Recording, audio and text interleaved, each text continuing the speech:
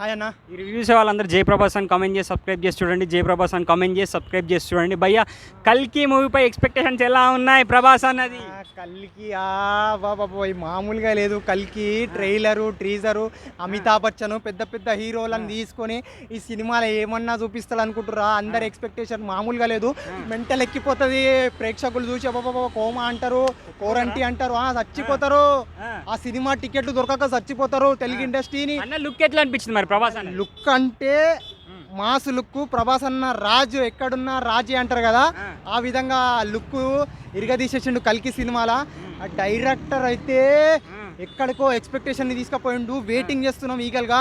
First main అయినని చెప్పారు election effect, IPL effect, దాన్ని ఒక పోస్ట్ పోన్ చేయడం జరిగింది.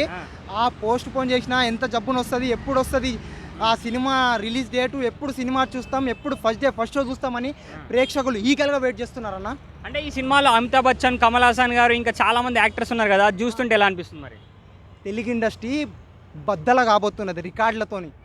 1000 కోట్లు 1000 కోట్లు కాదు 2000 కోట్లతో రికార్డు బద్దలు చేయబోతున్నాడు మన ప్రభాస్ అన్న అని చెప్పి ప్రేక్షకులు నువ్వు ఎవరిని అడిగినా చెప్తున్నారు. ఇప్పుడు ఓవరాల్ గా మూవీ హిట్ అయితే అంటే 2000 కోట్లు కొడుతుంది అనుకుంటున్నావా? 2000 కోట్లు కాదన్నా, 2000 కోట్లకు దగ్గరలో వస్తుంది. 2000 కొట్టేస్తాడు. నెల కాదు 100 రోజులు అన్నారుగా. ఈ సినిమా 200 రోజులు నడుస్తుంది. పక్కా 200 రోజులు నడుస్తుంది. కల్కి సినిమా రాసి పెట్టుకో, తమిళని పెట్టుకోను. ఓకేనా?